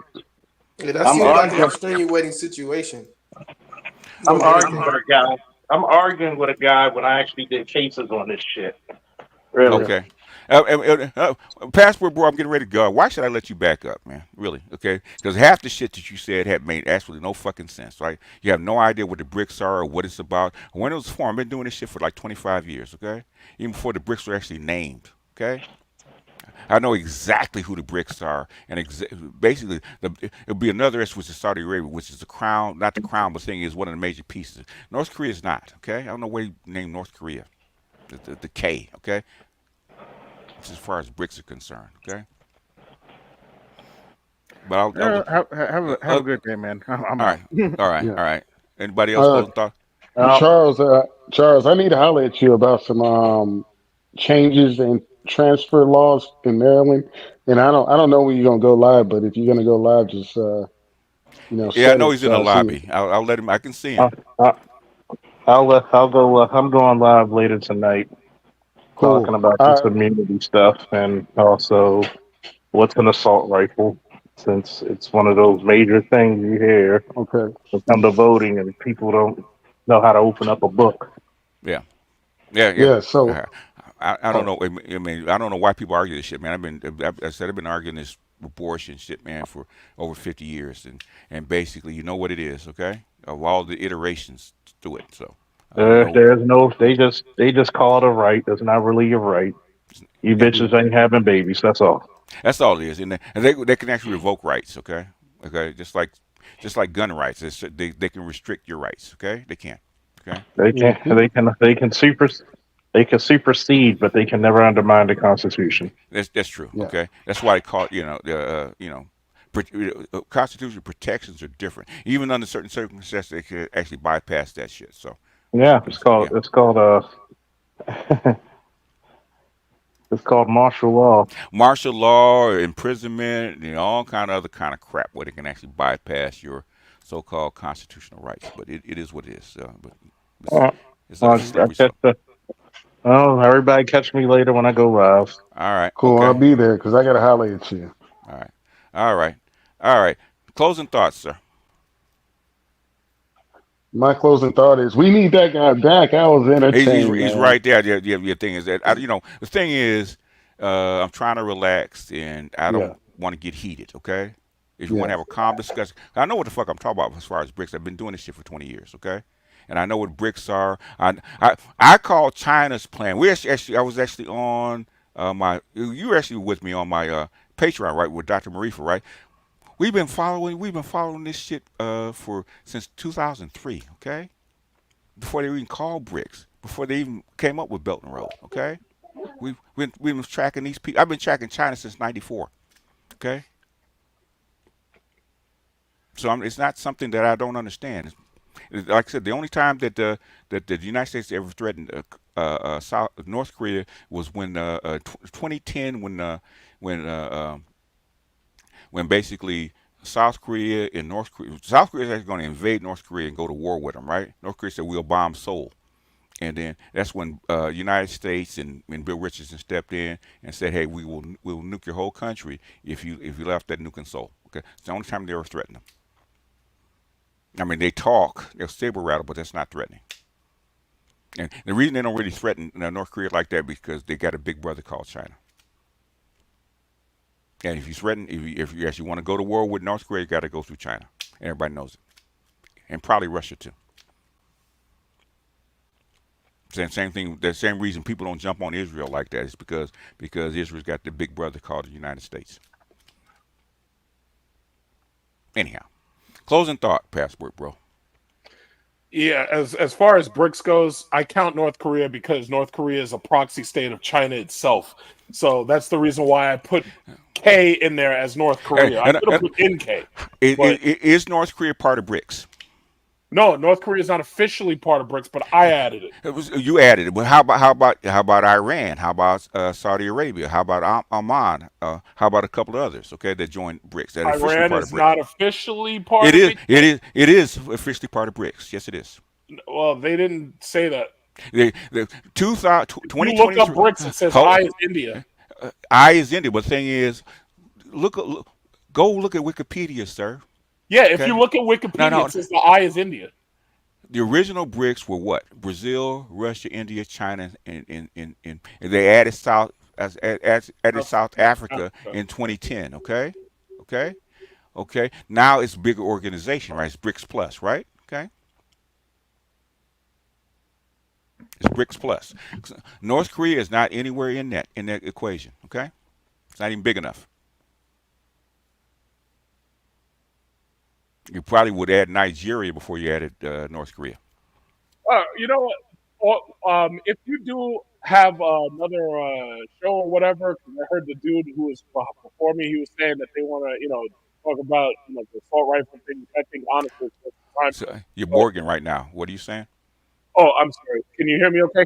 I was just, if you do have another show and you're talking about this like part 2.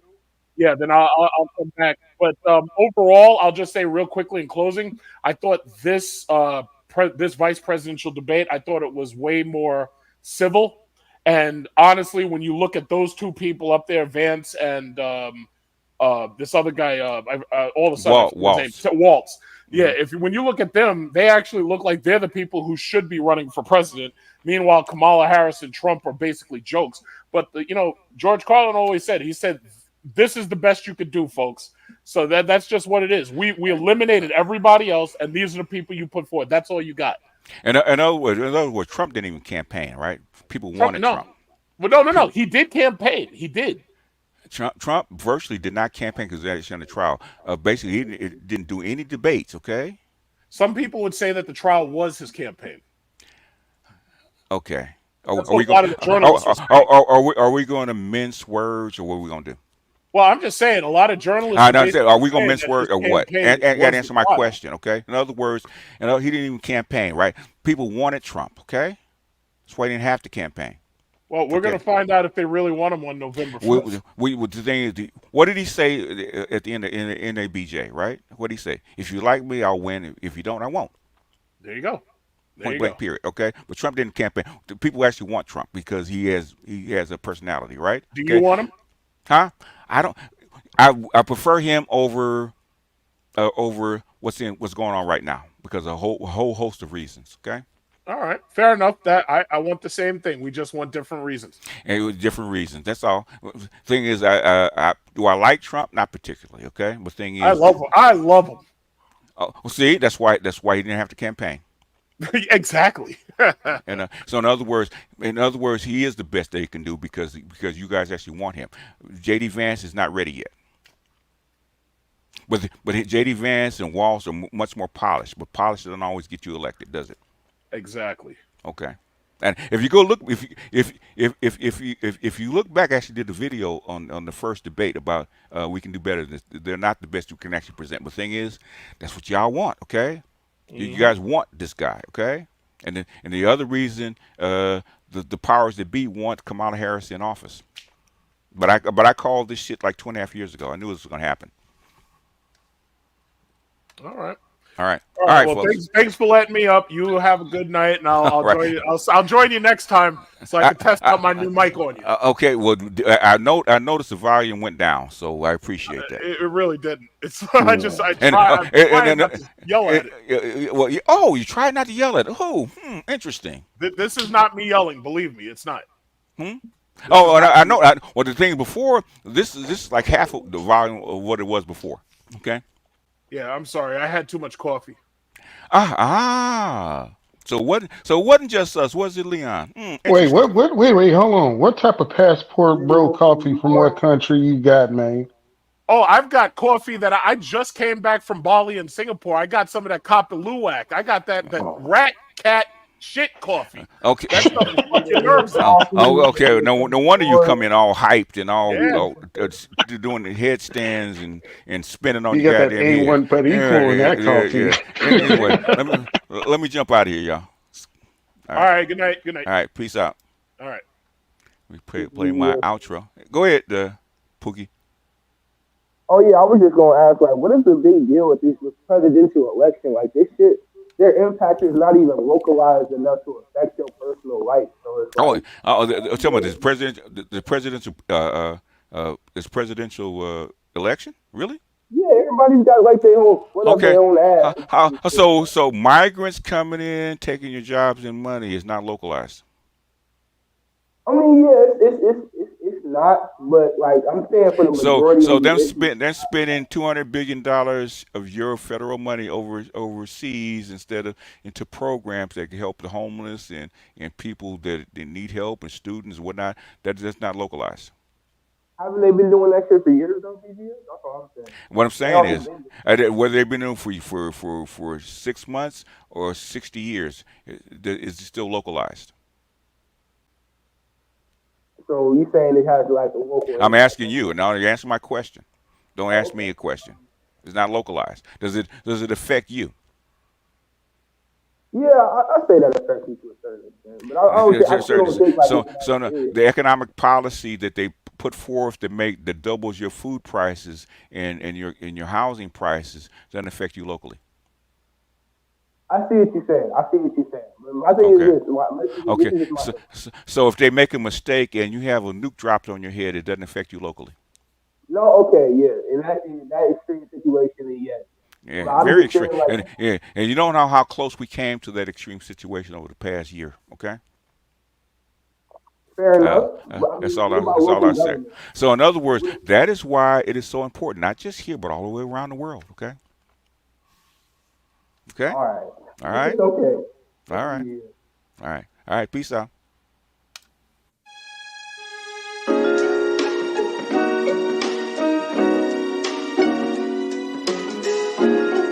Музыка Денис Шипер.